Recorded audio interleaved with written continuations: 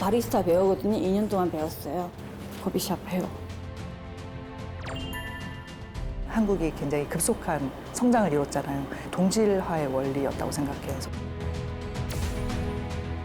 다른 언어 속에서, 다른 문화 속에서 그걸 만들어 나가는, 결과물을 만들어내는.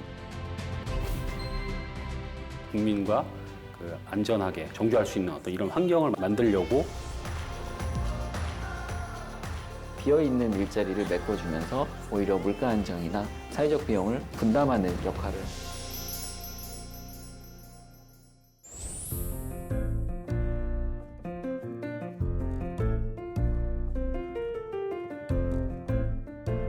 인도네시아에서 온 아니타 씨. 자기 일을 갖고 싶어 한국어부터 열심히 공부했습니다. 이젠 소통에 전혀 문제가 없습니다. 다음 스텝은 카페였습니다. 자신의 출신과 경험을 잘 살린 자기만의 일터가 갖고 싶었습니다. 그래서 열심히 노력해 바리스타 자격증도 땄습니다.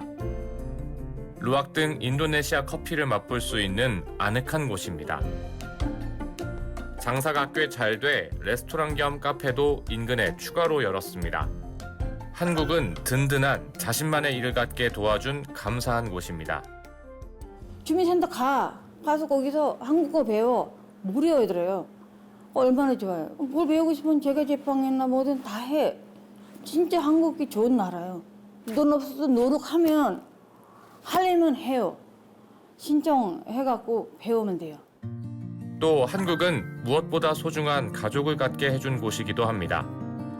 인도네시아에서 남편을 만났고 한국에 들어와 정착했습니다. 한국에서 아이를 셋 낳았습니다. 아이가 생기니 가정에 활력이 돌고 일도 더 열심히 하게 됐습니다. 그 아이들이 또 아이를 낳아 이제는 소중한 손녀딸까지 얻었습니다. 무엇과도 바꿀 수 없는 작고 소중한 보물입니다. 아니타 씨는 초저출산에 한국 인구가 줄어드는 상황이 안타깝기만 합니다.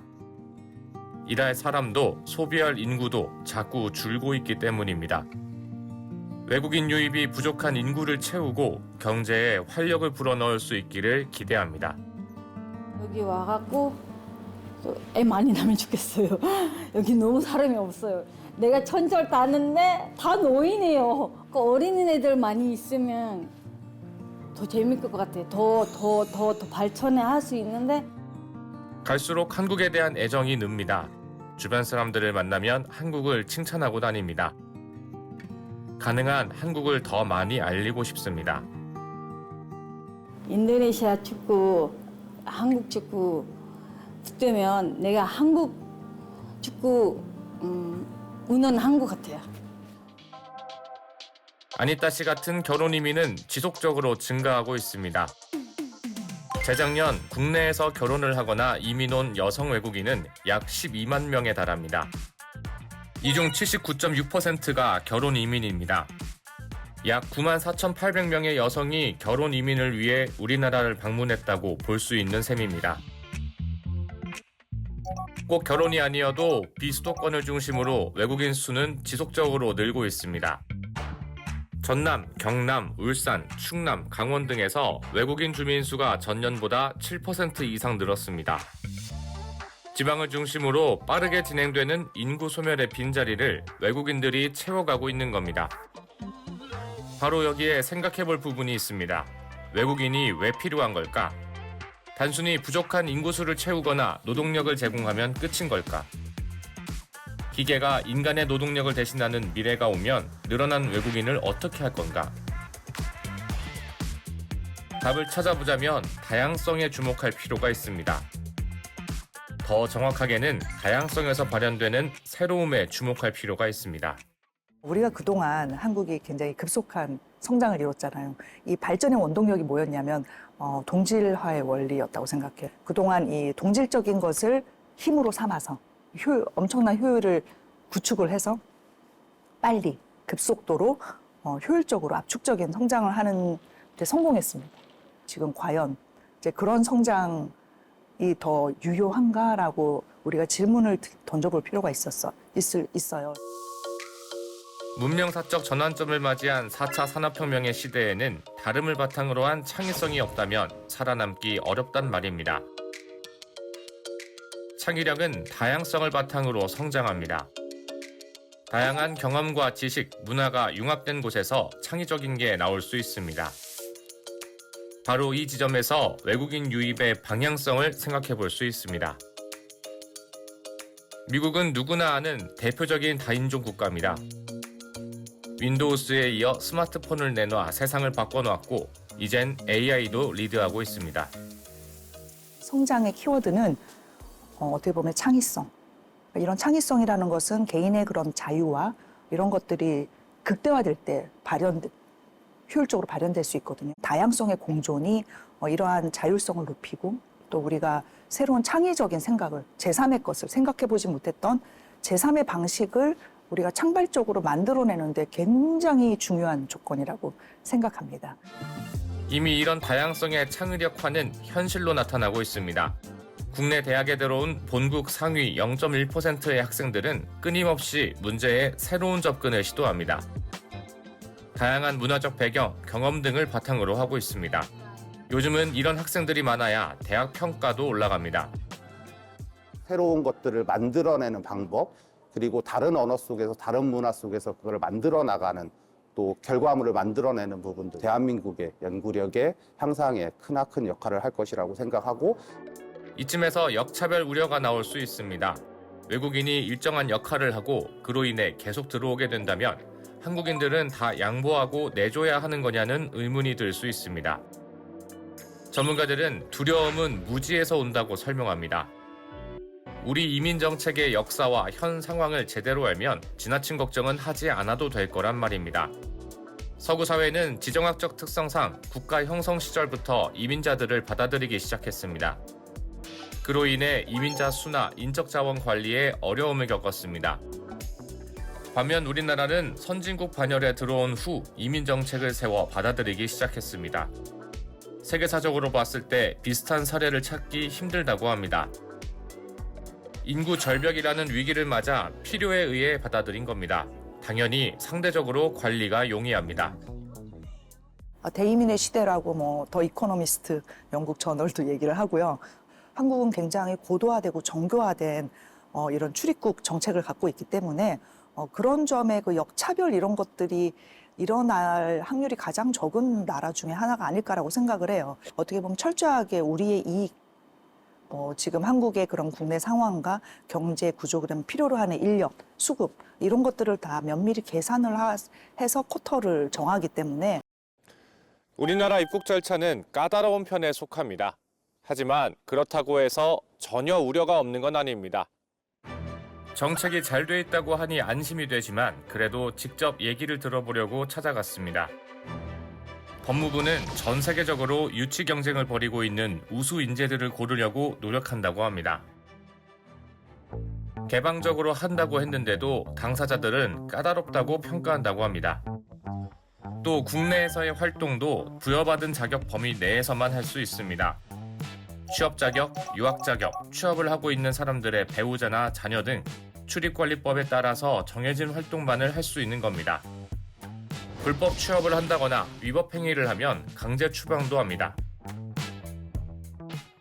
전문 인력이나 숙련 인력 또는 어떤 그 잠재적인 가능성 있는 유학생 유치 이런 사안들에 대한 유입 정책과 들어와 있는 사람들이 그 국민과 그 안전하게 그리고 그 좀 정주할 수 있는 어떤 이런 환경을 만들려고 어떤 계획을 추진하고 있습니다. 이민 정책은 인구 소멸, 지방 소멸과 상호 보완적인 관계에 있기도 합니다. 저출산과 인구 감소로 일할 사람이 없어지니 그 부분을 외국인으로 일단 채워야 하는 건 피할 수 없다는 선견지명이었습니다. 다만 이젠 단순 노동력만 늘려선 미래가 없습니다. 농촌 인력난을 막기 위해 계절 근로제도 등을 운영해왔는데 이젠 그보다 조금 더 전문성이 있으면서 한국인들이 잘 하지 않는 일들을 하게 유도하고 있습니다.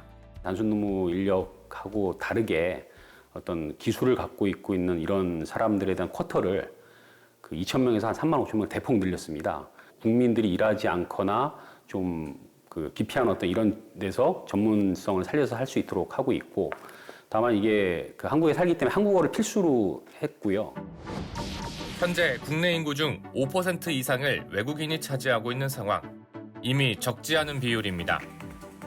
한편에선 외국인이 너무 많아지면 각종 문제가 발생하진 않을까 우려가 있다는 것도 알고 있습니다.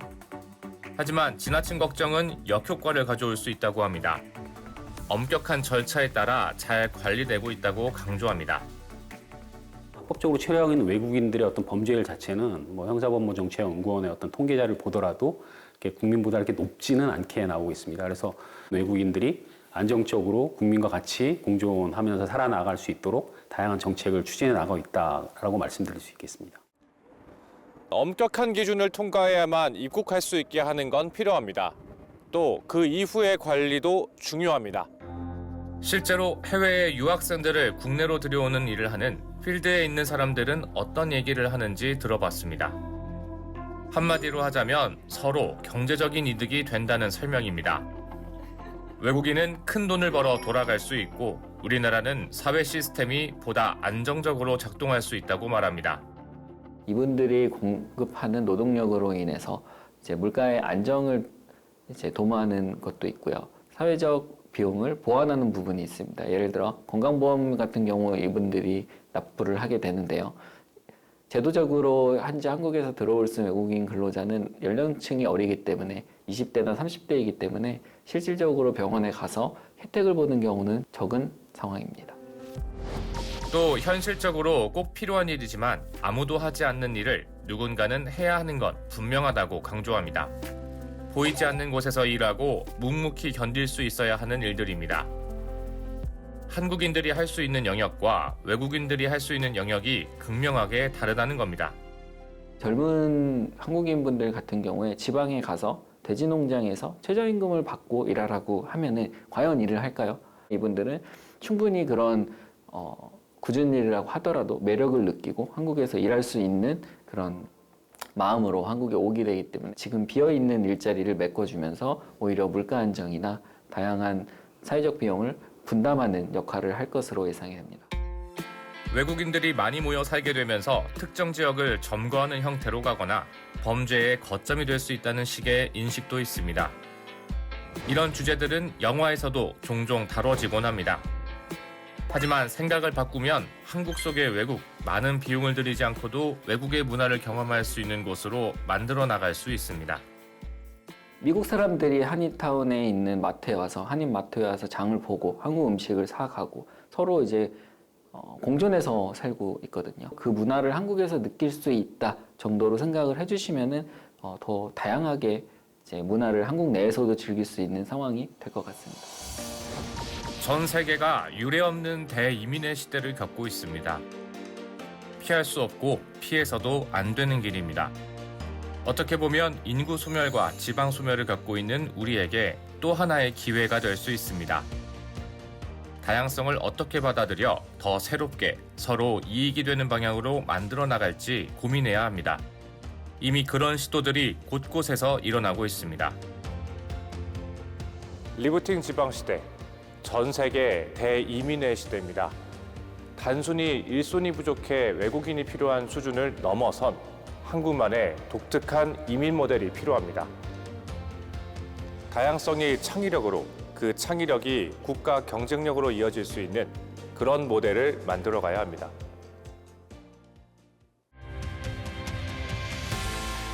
인도네시아가 더 고향 같으세요? 한국이 더 고향 같으세요? 저 한국계 내 고향 같아요. 저는 한국에 너무 좋아서 그랬나 봐요. 새로 들어올 외국인들이 저희와 다른 생각을 갖고 있다고 하더라도 그것 또한 기회로 보고 이제 저희가 가지고 있는 자원을 잘 활용한다는 마음으로 잘 이겨냈으면 하는 마음입니다.